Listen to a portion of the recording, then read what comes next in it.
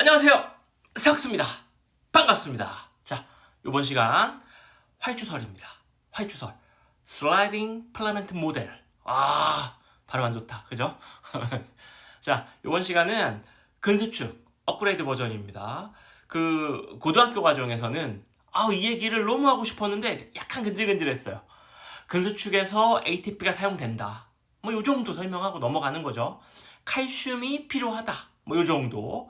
근데 그게 구체적으로 어떤 과정에서 어떻게 ATP가 활용이 되고 근수축이 어떤 식으로 이렇게 수축을 하는지 요 부위에 대해서 자세하게 설명할 일이 없어서 아쉬웠다.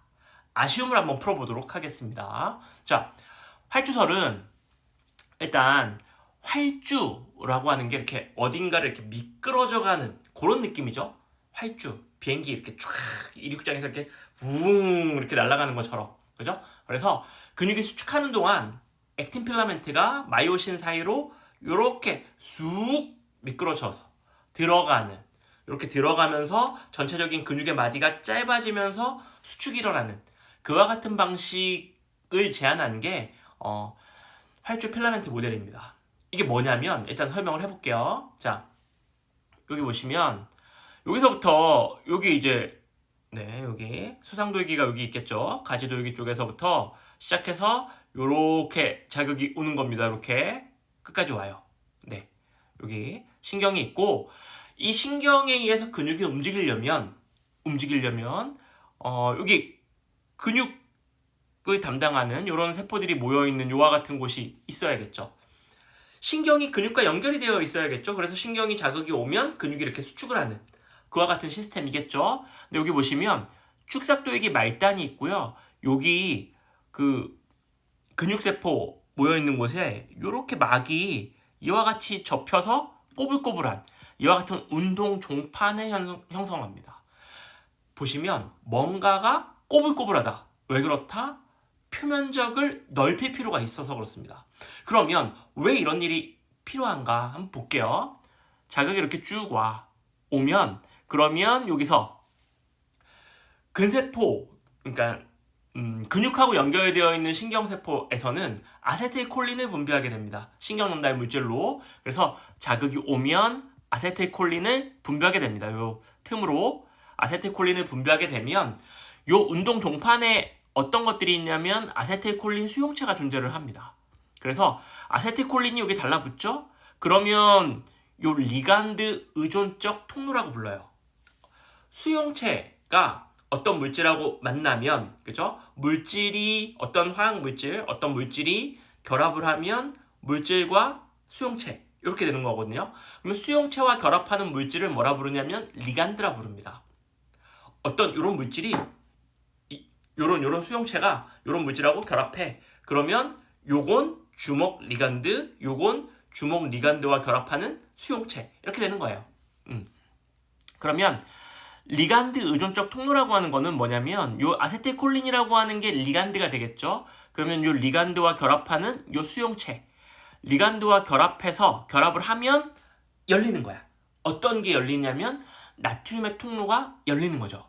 그래서 요 아세틸콜린을 분비하게 되면 요 아세틸콜린 수용체가 아세틸콜린을 인식을 해서 나트륨 채널이 열리게 되면 나트륨이 많은 데서 적은 데로 확산에 의해서 들어가게 됩니다. 그럼 어떻게 됩니까? 요 안쪽 공간이 어떻게 돼? 나트륨이 플러스를 띠는 나트륨이 막 들어오기 때문에 원래 마이너스 상태였다가 플러스를 띠는 나트륨이 들어오기 때문에 탈분극으로 쫙 올라가게 되는 거죠. 되겠죠? 근데 이런 일들이 동시다발적으로 일어나려면 아세틸콜린 수용체가 많으면 좋다. 그죠? 이게 근데 많으려면 이 축삭 말단이 끝도 없이 이렇게 넓을 수가 없으니까 여기서 나오는 걸 최대한 많이 받으려면 이 여기서부터 여기까지의 짧은 공간 안에 많이 막이 들어와 있어야 되는데 그러려면 꾸깃꾸깃하면서 여기에 아세틸콜린 수용체들이 쫙 달라붙어 있는 거죠. 그래서 여기서 아세틸콜린을 분비하면 동시다발적으로 많은 막들에서 막 표면에서 나트륨이 쏟아져 들어오면서 막 표면에 따라서 탈분극들이 일어나게 됩니다. 됐죠? 간단하게 얘기하면 자극이 온다. 그러면 근육하고 연결되어 있는 신경에서는 아세틸콜린을 분비한다. 아세틸콜린을 분비하면 아세틸콜린 수용체가 아세틸콜린을 인식해서 나트륨 통로가 열린다. 그러면 나트륨이 들어오면서 탈분극이 일어난다. 이겁니다. 자, 탈분극이 일어나면 그러면 어떤 일이 생기냐 볼게요. 자, 여기 보시면 근육의 구조가 이렇게 생겼는데 여기 조금 고등학교에서 볼 수 없었던 그런 게 조금 보입니다. 여기 보시면 가로소관 혹은 T세관 혹은 횡주세관 이렇게 부르는 그런 특별한 장치들이 존재를 합니다. 예. 그러니까 막이 안쪽으로 이렇게 들어와 있다고 생각을 하시면 돼요. 이게 어떤 느낌이냐면은 여기서 우리가 탈분극이 이렇게 일어나잖아요. 이 공간에서 탈분극이 일어나면 이 탈분극이 막을 따라서 이렇게 이동을 해요. 그러니까 이 안쪽 공간에서 어떤 막전이의 변화를 유발하고 싶은데 그냥 이 상태로라면 막을 따라서 전이가 이동하기 때문에 이 안쪽 공간의 막전이가 변하지 않습니다.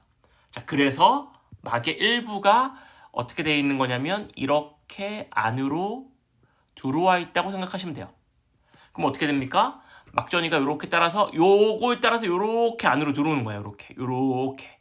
그러면 세포 전체, 요 근세포 전체로 막전이가 퍼져나갈 수 있게 그와 같은 구조를 만들어 놓은 게 T세관입니다. T세관, 가로세관 혹은 횡으로 지나간다고 해서 횡주세관 이렇게도 부릅니다. 근데 T세관이라는 말이 제일 무난하니까 T세관.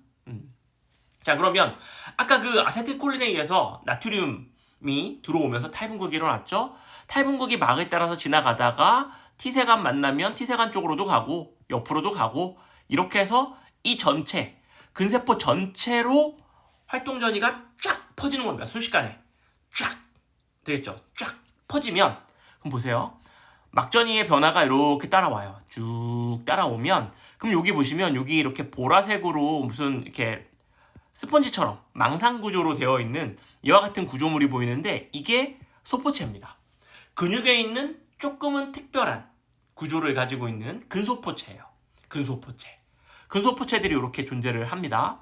T소관이 있고 T세관이 있고 T세관 주변에 근소포체들이 잔뜩 붙어 있어요. 그리고 그 근세포들이 뭘 싸고 있냐면 요거 액틴과 마이오신으로 구성되어 있는 그죠? 근원 섬유들을 둘러싸고 있습니다. 그리고 그 중간중간에 마이토콘드리아가 존재를 하고 있는 이와 같은 게 이제 근육의 모습이에요. 자, 그래서 자극이 오죠? 그럼 막전이가 변하죠? 그러면 이 막전이의 변화는 어디로 전달되냐면 근소포체한테 전달이 됩니다.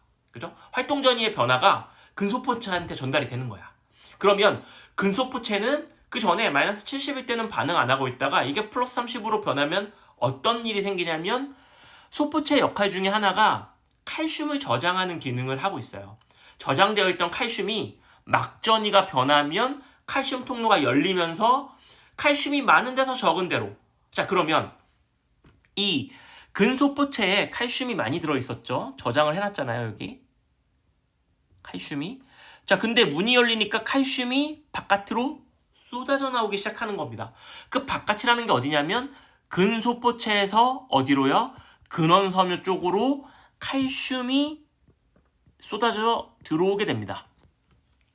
자, 정리하면 근육과 연결되어 있는 신경 이렇게 있어요. 자극이 이렇게 와. 그러면 끄트머리에서 뭐가 나옵니까? 아세틸콜린이 분비됩니다. 그러면 그 아세틸콜린이 요 근육세포 요 바깥쪽에 수용체가 달려있고 아세틸콜린 수용체가 아세틸콜린이 달라붙으면 수용체가 문이 열리면서 나트륨이 들어와요. 그러면 탈분극이 일어나. 그 탈분극이 막을 따라서 이렇게 가다가 요 표면으로 이렇게만 흐르는 게 아니고 T소관 때문에 내부로 전체적으로 흐릅니다.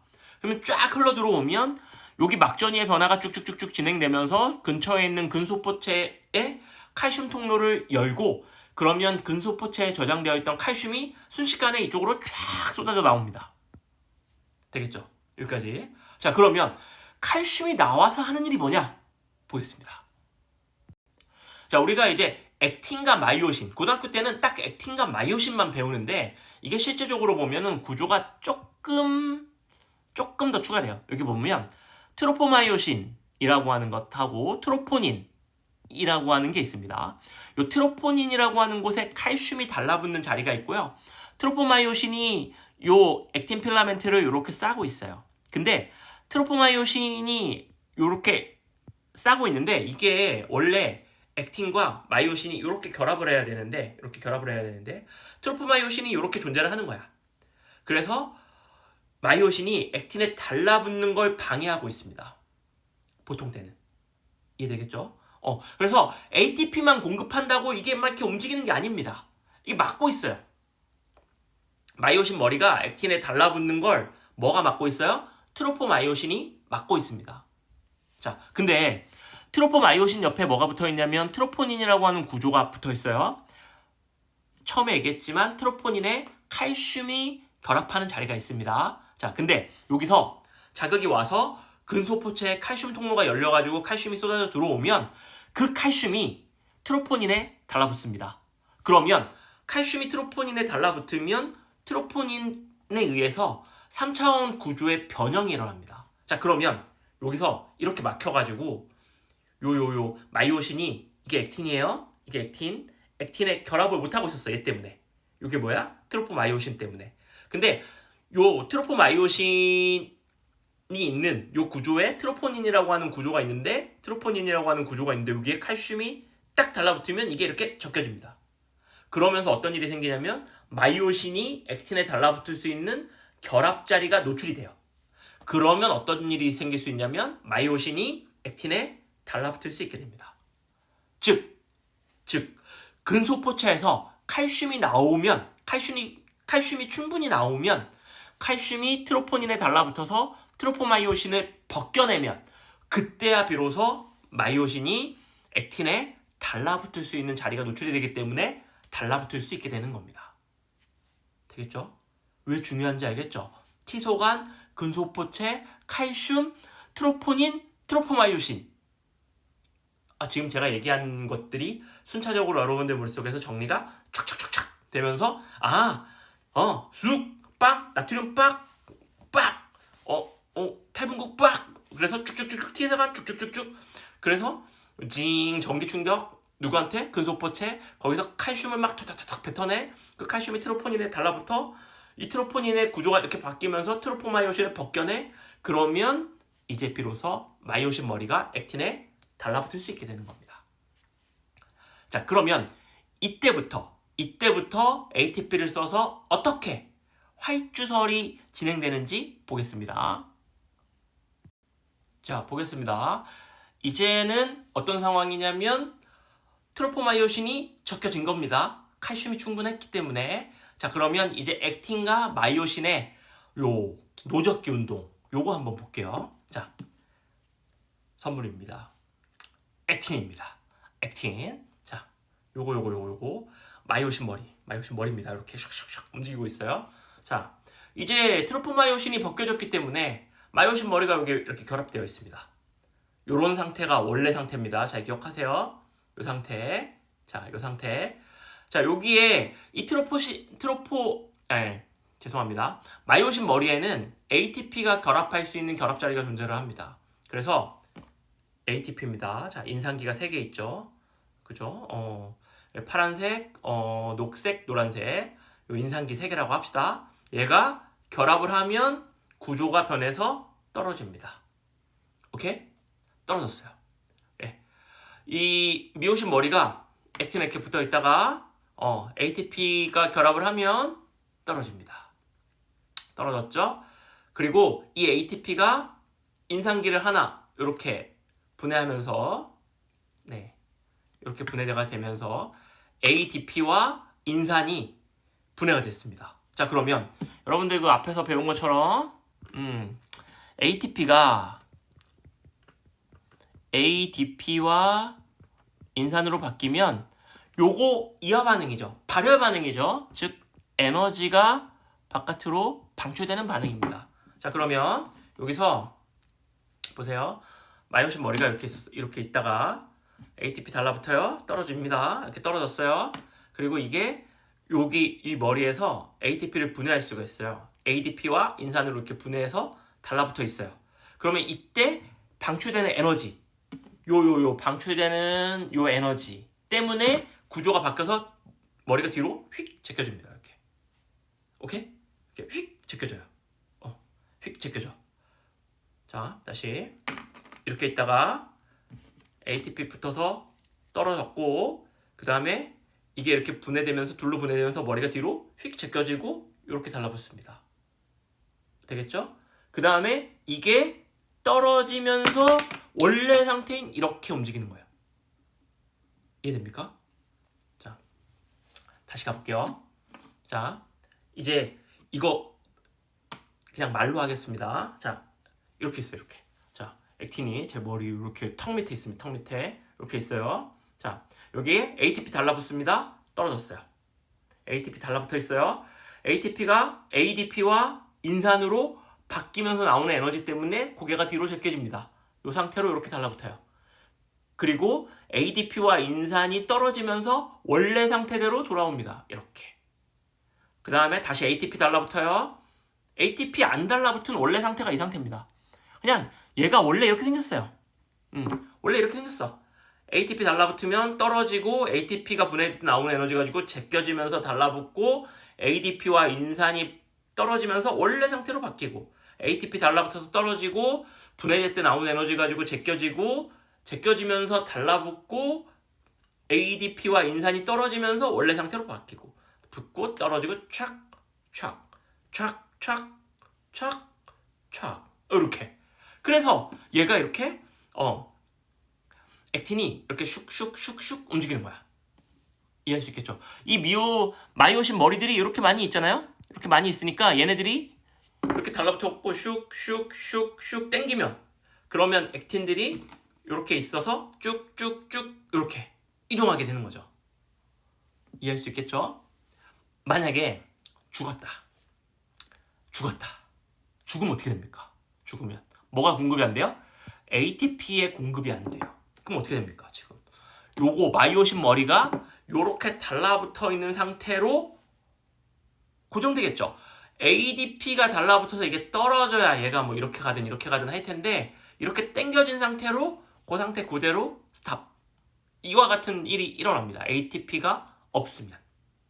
그죠? ADP가 없으면 ATP가 일단 있어야 요게 떨어져. 근데 그 상황에서 이제 칼슘들이 사라지면 트로포마이오신이 감싸지면서 그러면 얘가 이제 이렇게 이완돼서 원위치로 가는 거야. 땡겼다가 트로포마이오신 이렇게 감싸지면서 액틴 머리가 달라붙을 때가 없으면 이렇게 되는 거죠. 근데 죽으면 ATP가 만들어지지 않기 때문에 얘가 이렇게 달라붙은 상태로 이 미오신 머리가 액틴에서 떨어지질 않아요. 이 상태로 그냥 가만히 있습니다. 그게 뭐야? 근육이 수축된 상태로 가만히 있게 됩니다. 그걸 뭐라 부릅니까? 사후강직이라 부릅니다. 이해되죠? 그래서 죽으면 몸이 빳빳하게 굳는 거예요. 이해할 수 있겠습니까? 죽자마자 바로는 아니고, 왜냐면 몸 안에 있는 산소와 양분 이런 것들을 위해서 뇌와 심장이 멈춰도 약간 동안은 ATP를 만들어낼 수 있기 때문에 몸 안에서는 이렇게 약간은 유연한데, 죽은 지 시간이 조금 더 지나면 이제 더 이상 ATP가 만들어지지 않고, 그러면 마이오신 머리들이 액틴에 달라붙어가지고 이와 같이 수축된 상태로 스탑. 그러면 죽은 지 일정한 시간이 지나면 몸 전체에 있는 근육이 뻣뻣하게 굳는 사후강직이 일어납니다. 그 상태로 있다가 시간이 더 지나서 이런 것들이 이제 분해되기 시작하면 몸이 쫙 풀어지게 되죠.